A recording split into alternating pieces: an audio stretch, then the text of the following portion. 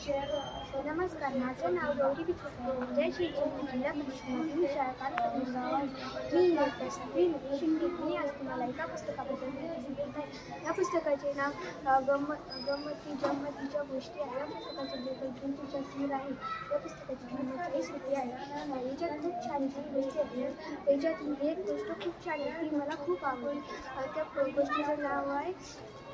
त्या गोष्टीचं नाव आहे अशी दोस्ती, म्हणजे की अशी मैत्री.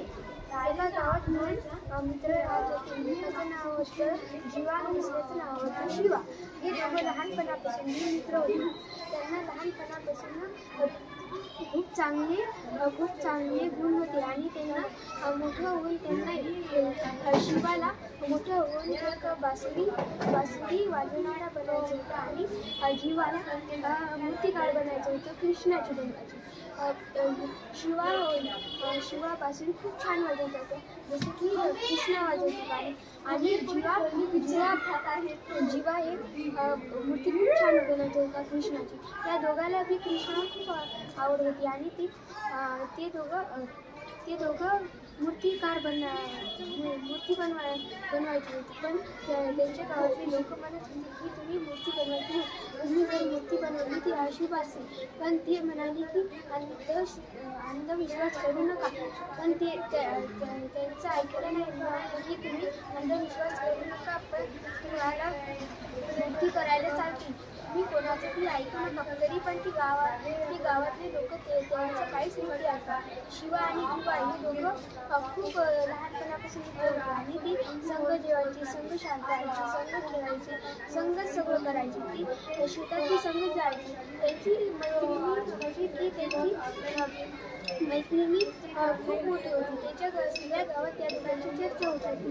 त्यांच्या शाळेत बी खूप चर्चा होती. ती दोघं बी शाळेत हुशार होती, सारखी चर्चा होती. मग त्याच्या शाळेत एक मुलगा होता. ते त्या शाळेच्या वर्गातला मॉनिटर होता, म्हणजे कॅप्टन होता. त्याचे नाव शिवराज होते.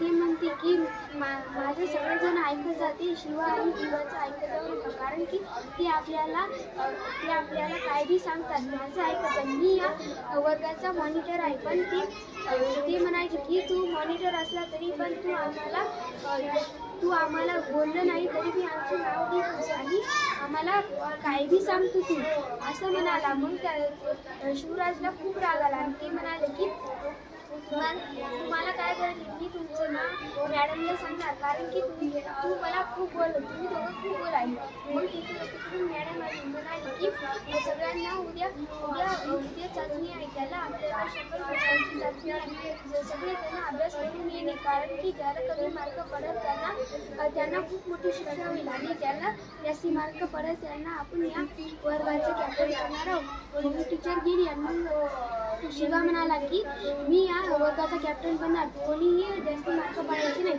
मग शिवराज म्हणाला की कोणीही जास्त मार्क पाडू नका, कारण की मलाच कॅप्टन बनायचे या बाजीला, असं म्हणाला. मग शिवा आणि जीवा म्हणाली की जर तुम्ही कमी मार्क पाडसाल तर तुम्हाला शिक्षा होईल, पण तुम्हाला जितके मार्क पडेल तितके तुम्हाला हे. पण कारण की जर तुम्ही चिटिंग केली तर खूप तुमच्यावर अन्याय होईल, असं म्हणाला.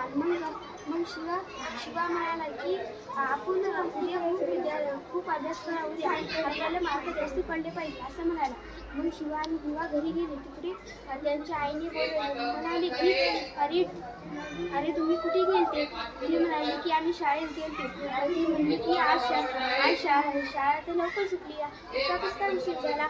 मग शिवाची आई म्हणाली की आज आपल्याला शेतात जायचं, तुम्ही लवकर चला. ते म्हणाले की चला जाऊया. मग ते दोघं गेले शेतात आणि तिथे त्यांना